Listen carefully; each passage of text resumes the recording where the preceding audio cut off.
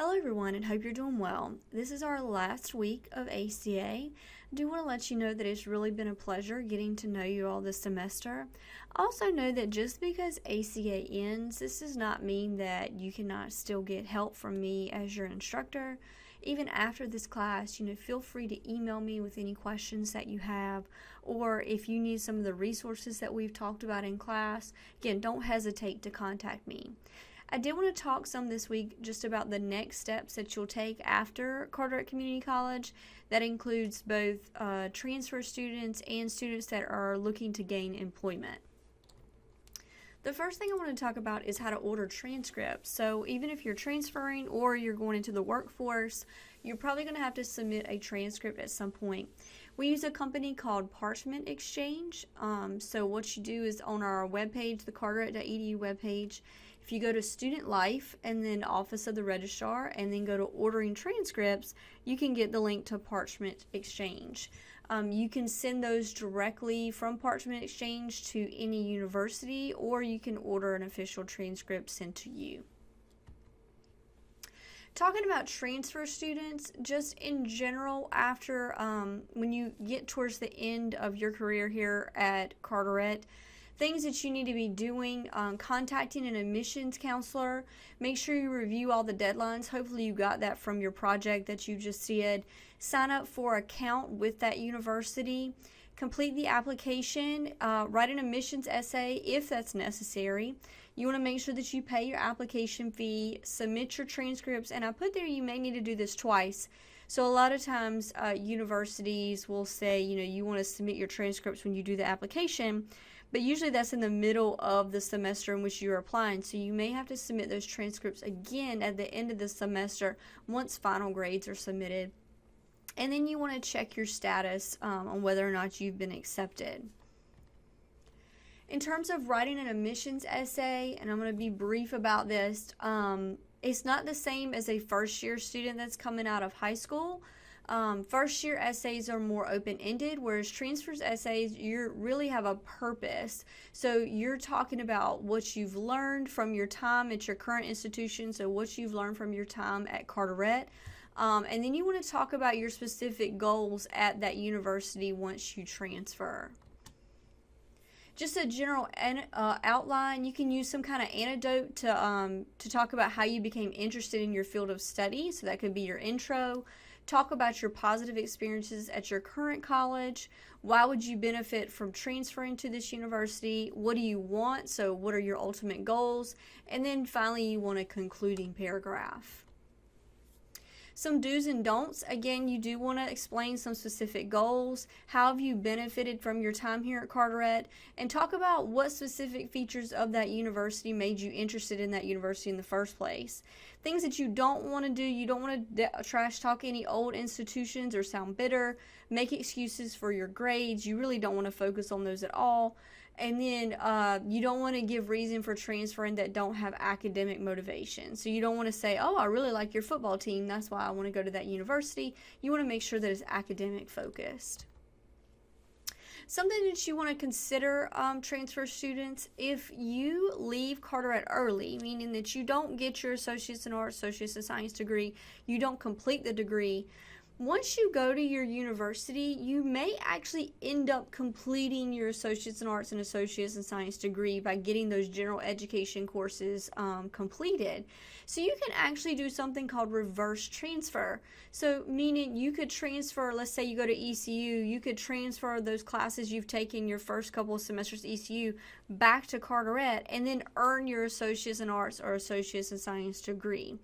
Reasons to do this: first of all, you've earned it, so why not do it? It may increase your earning potential, so it's really good when an employer sees that you have completed a specific milestone. So it's like, oh, they got a 2-year degree, then they got a 4-year degree, then maybe you go on and get a master's degree or graduate degree.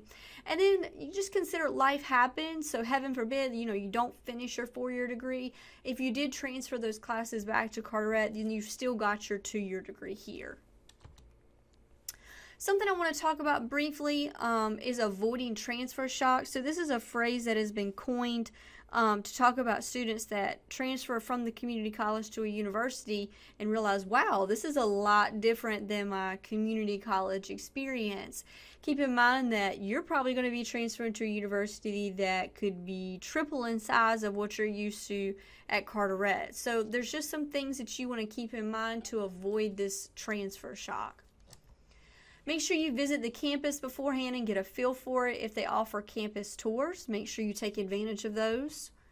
Get to know the college, so hopefully you've done that through your project that you just completed. So get to know how they do, how do they do advising, or what are the different areas of the campus you could get involved in.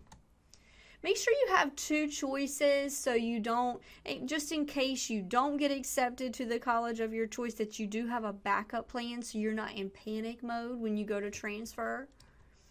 Make sure you attend the, hopefully they have a transfer orientation, so make sure to attend that. Find your people. So get involved in a club, get involved in an organization. That'll make the university seem not so large when you have a group of people that you can turn to. Make sure you find out about the advising system. Every advising system is different. You want to make sure you find out who your advisors are and meet with them regularly to discuss your goals and objectives. Just be prepared for the challenges that lie ahead.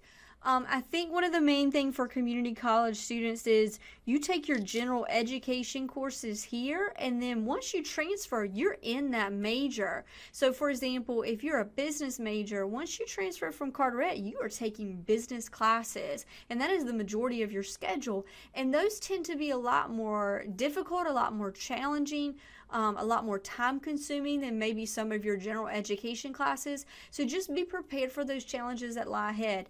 Make sure that you're reaching out to academic support and tutoring once you transfer to your university. Going along with that, utilize your resources. There are so many resources at these universities. Make sure you're taking advantage of those.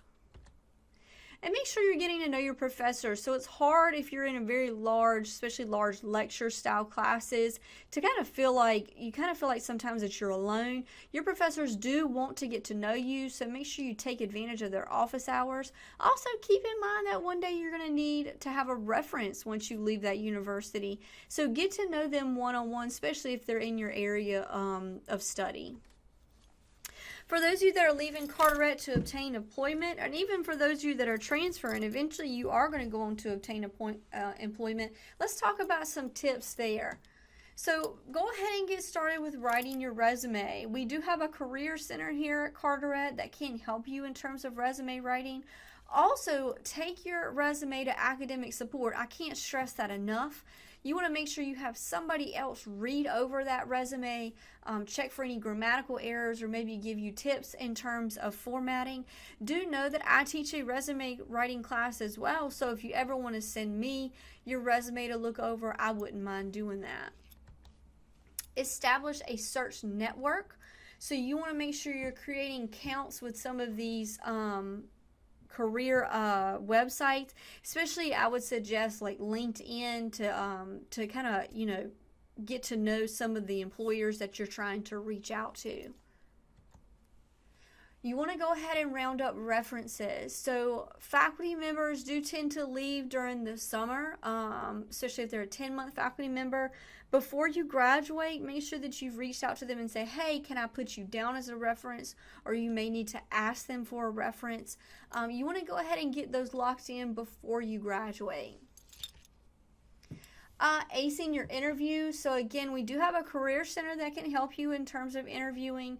There's plenty of practice questions that you can find online, especially for a student that has never done an interview before. That can be very intimidating, so make sure you use your resources.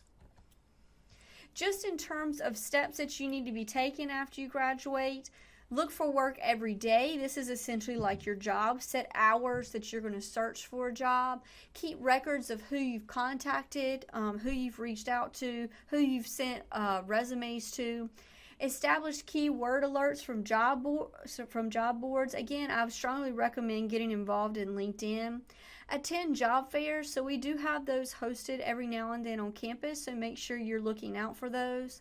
And then make sure you broaden your resources. Look in newspapers, trade journals, professional organizations.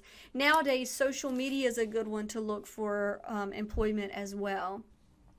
Again, it's been such a pleasure having you as a student this semester. Do not ever hesitate to reach out to me if you have any questions, and I wish you all the best in your future endeavors.